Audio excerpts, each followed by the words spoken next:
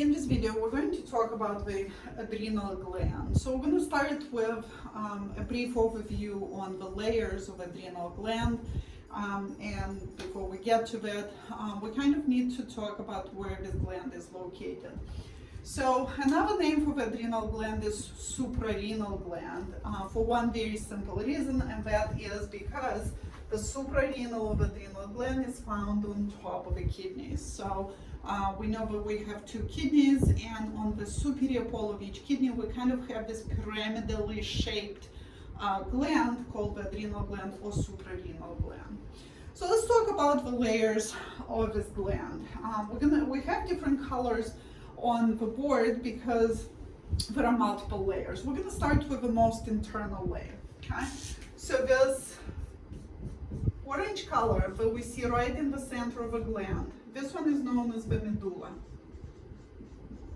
or adrenal medulla, right? So a lot of times for shortness and abbreviation we say medulla, but please do not confuse it with the medulla oblongata, for example, or the medulla of the kidneys.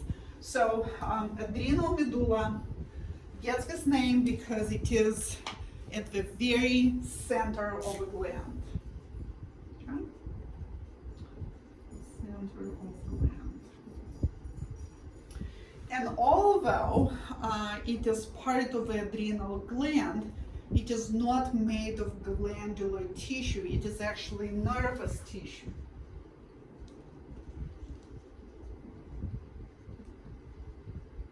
And when we discussed the autonomic nervous system, we said the adrenal medulla is a ganglion in the sympathetic system. So it is a sympathetic ganglion.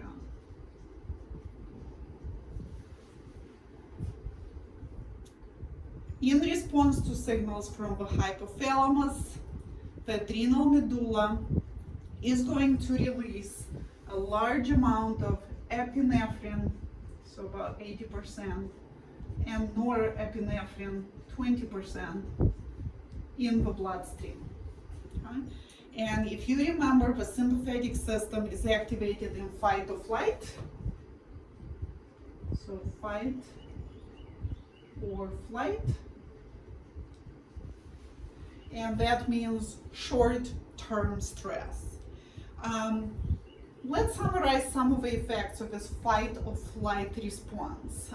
And again, think about the effects of the sympathetic system on a variety of target organs. Our heart rate is going to increase, our blood pressure is going to increase, our respiratory rate is going to increase, our pupils will dilate, our level of glucose is going to increase in the bloodstream.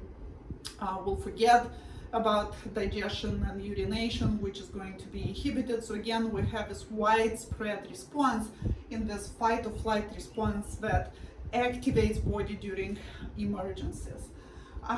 Although we have multiple effects here, I do want to put the increase in glucose here for a reason, because we are going to see it in many other hormones that we're discussing, and it's important to identify all those hormones that can increase glucose levels in the bloodstream. Okay. Outside the medulla, right, so surrounding the medulla, we have the cortex of a gland. So all these three colors, green, pink, and light blue, all of this represents the adrenal cortex. But we're going to talk about each layer individually because each layer is responsible for producing a certain type of hormone. So we're going to start with the most internal layer of the cortex, the green one. So right here, we're going to do adrenal cortex. We're going to give this layer a name. So because it's the most internal layer of the cortex, it is known as the reticular layer.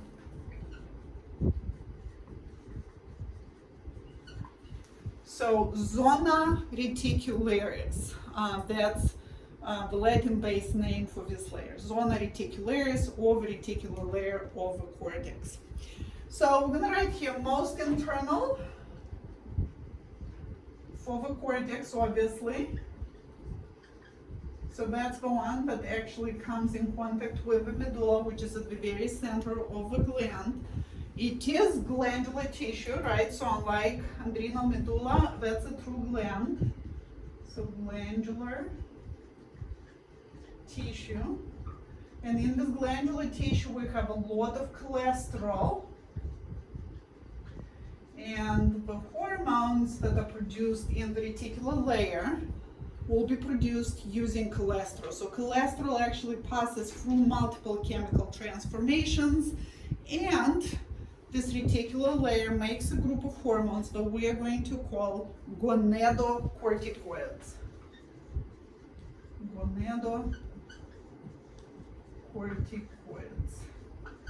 So really, if you think about the name, it tells you that it has to do with sex hormones, gonads, this is what it's going to act on, and corticoids tells us that it comes from the cortex, and it tells us that it is going to be a steroid, right? So it comes from cholesterol.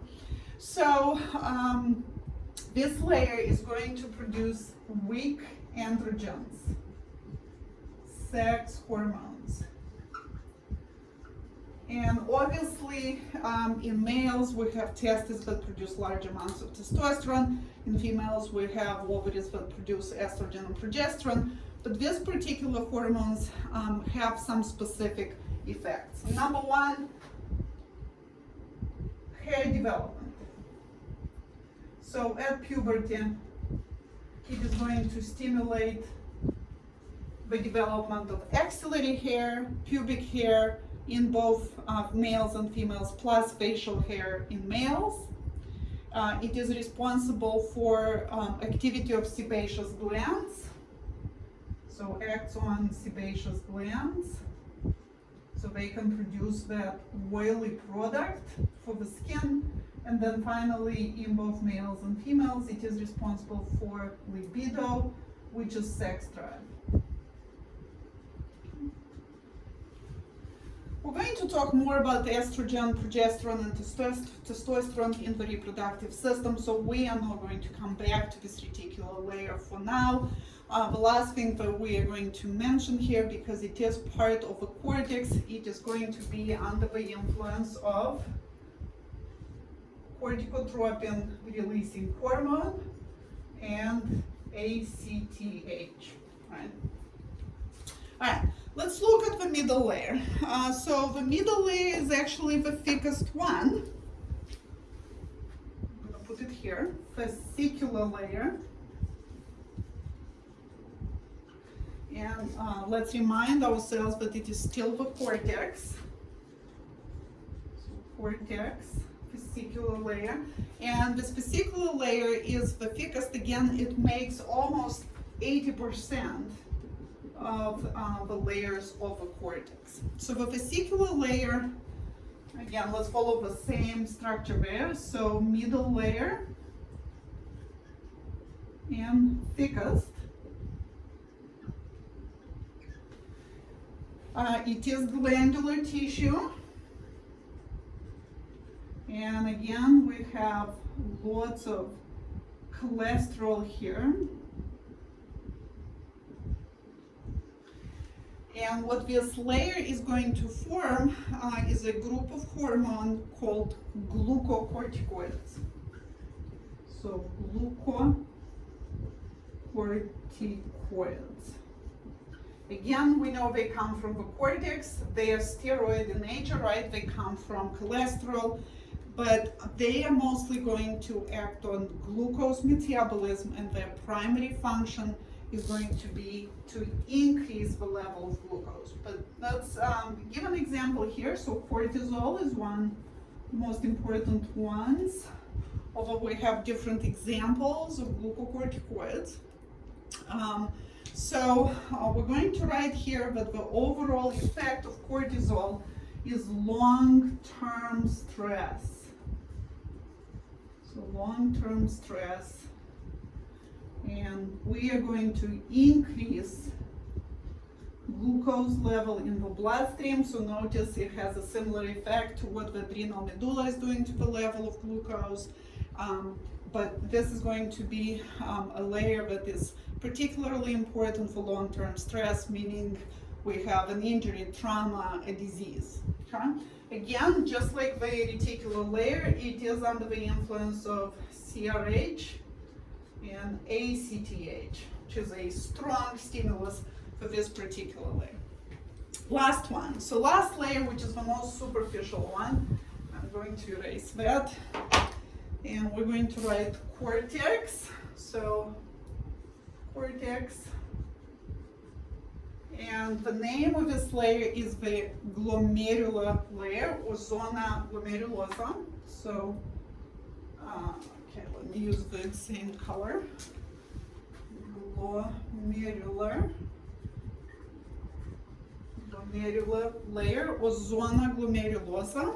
And this glomerular layer makes about 15% of the cortex. So you're noticing between the glomerular layer and the fascicular layer, it really leaves very little for that reticular layer, right? So it's the thinnest one. So we're going to write the glomerular layer is most superficial.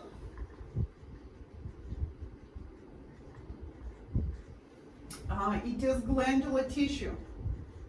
So it does have, again, cholesterol, and that gives us the ability to make cholesterol, to produce steroid hormones. And that steroid hormone, as a group, is known as mineralocorticoid.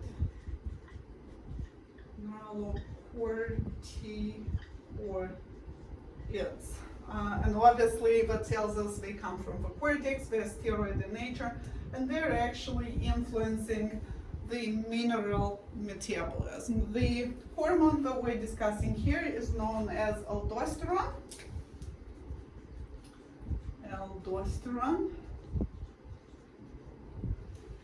And aldosterone is going to act on the kidney nephron, and in the kidney nephron, aldosterone is going to increase reabsorption of sodium and increase secretion of potassium. Obviously, when we're reabsorbing more sodium, that means we're also reabsorbing water. So primarily it acts on mineral metabolism, but it can also have an effect on volume of blood. And just like the other layers of the cortex, glomerular layer is under the influence of CRH, ACTH, although this is going to be a weak stimulus for this particular layer. So in this video, we talked about the layers of the cortex. We talked about glomerular, fascicular, and reticular layer with the three groups of steroid hormones that they make. We discussed their overall effects, although we are coming back to aldosterone and we're coming back to cortisol and talking about this in more details. You can always go back to the discussion of the autonomic nervous system to review the sympathetic nervous system effects on the adrenal medulla, and we're going to come back to the sex hormones when we discuss the reproductive system.